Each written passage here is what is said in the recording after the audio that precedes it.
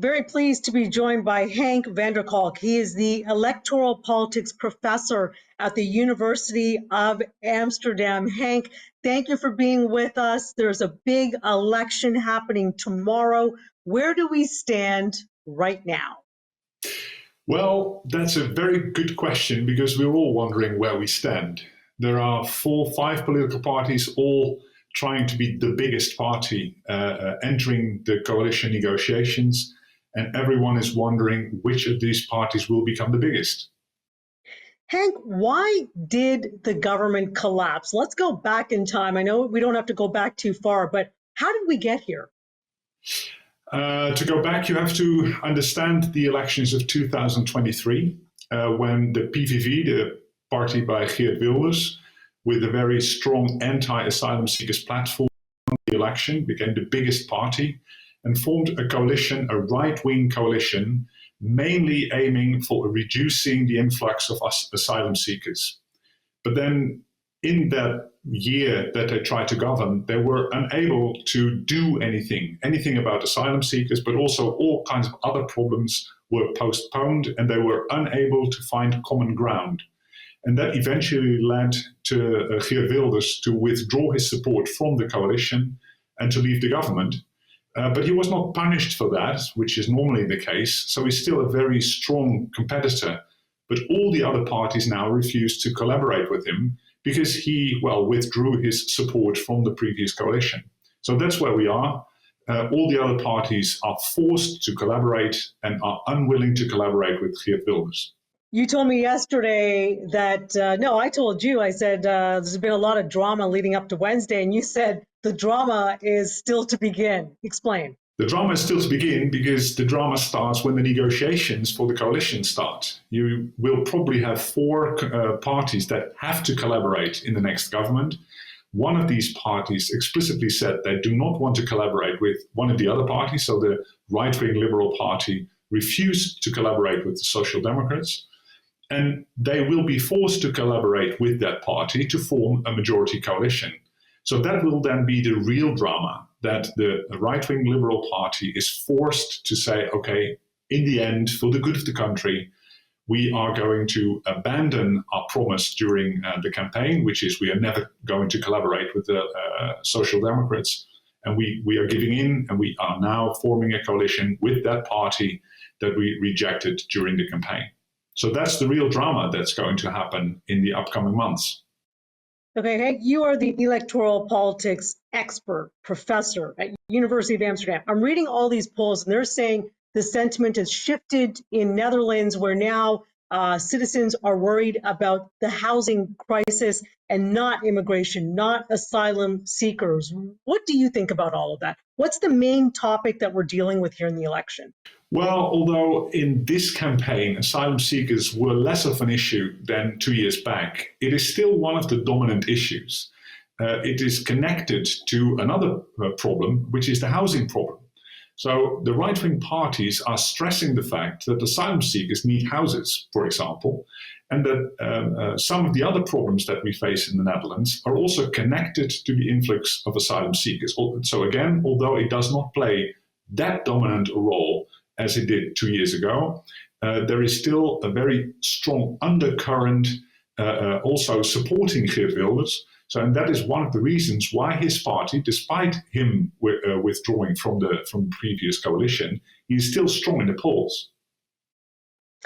Let's stay with Geert Wilders for a second here. U.S. President Donald Trump, even according to the White House, has been endorsing Wilders. Does the current anti-European rhetoric or sentiment of Trump play a role, or maybe a more negative view of Wilders as it pertains to the voters of Netherlands? Well, as strangely as it seems for an open economy as the Netherlands, during this campaign, everything outside the borders of the Netherlands hardly played a role. So Trump didn't come up. The European collaboration hardly mattered. Support for the Ukraine, which is largely uncontested in the Netherlands, did not come up. The only thing that came up when it came to, outside the borders is asylum seekers entering the country. So no, Trump didn't play a very big role during this campaign, and the connection between Trump and Geert Wilders is also not playing a role during this campaign. Are there any other topics that you're looking out for with respect to this election? Other storylines that may play out? Well, this campaign is clearly unfocused. So many topics came up. So it was really about policy issues, healthcare, a little bit of the environment, a little bit of asylum seekers. But that also made it very unclear for voters what to focus on, because there were so many issues playing a role that this election is not having a clear, well, winner, loser, or left, right, or this issue or another issue. So it was a very unfocused campaign, and that also makes it very unpredictable what the outcome will be. So you mentioned unfocused, and I'm sure that could also be used to describe coalition arithmetic. How do you think the Dutch government will work, or more importantly, not work after Wednesday?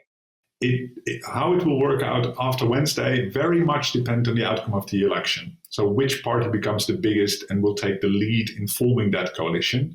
And it also very much depends on the willingness of the right-wing Liberal Party to collaborate with the other parties to form a coalition. And only then, so when the feelings are set, when everyone knows, okay, this person is in charge or that party is in charge, we are now willing to collaborate, then the next phase is, what will be the issues and what will be the tone of that coalition? Because the previous coalition very much focused on the toughest asylum seekers policy ever. Well, that can't be the tone in such a broad coalition. So what will be the focus? How are they going to solve the problem of the Netherlands? What will be the direction taken by that new government? That will be the struggle for the upcoming weeks. There's something I want you to clarify for our viewers, and that is the Prime Minister. So whatever happens Wednesday, whoever gets the most votes, correct me if I'm wrong, might not necessarily be the Prime Minister. Is that correct? It is correct that after the election, it's not clear who the Prime Minister will be. That can even be the leader of a small party. So it may be a scenario that the Social Democrats form the biggest party, but nevertheless will not give will not deliver the Prime Minister, because that will be completely unacceptable by the right-wing Liberal Party. So, and the Social Democrats may be willing to then give up that position and get some other positions in the government instead, and make, for example, Bontebal, the Christian Democratic leader, or the leader of the left-wing Liberal Party, to become the Prime Minister, despite that those parties being smaller than the Social Democrats, to form a coalition. So that's possible in the Netherlands. It happened in the past that smaller parties delivered the Prime Minister instead of the biggest party.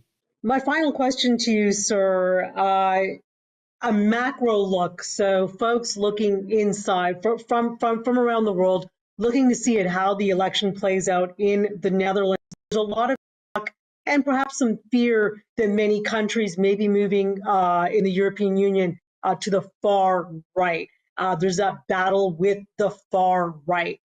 Do you see they're looking to Netherlands to get an idea of what could play out in the rest of the European Union? What do you think about that? I think the most important thing is that in the past year, the government was unable to sustain its rather strong position within the EU. I mean, we're not a big country, the Netherlands, but also not a very small country. And in the past year, the Netherlands gave up its very central role in EU decision-making because it was unable to form a very strong coalition government. So I think the most important thing is that the Dutch government shows its willingness and ability to play that role again within the EU as a broker between some of the bigger countries and the smaller countries, and as a way, as showing a way to go forward. So that will be a big challenge, to regain international ground, the ground they lost in the past year. You're a young man, but you have a lot of experience, decades of experience. How would you characterize this election in all the years you've covered elections? Ooh, that's a big one, the comparative one. How am I going to characterize this one? That very much depends on the outcome of the election, because always campaigns are defined by what the outcome was. And we still do not know at this moment what the outcome will be. So I can tell you after a week how I look at the current campaign and about the current elections.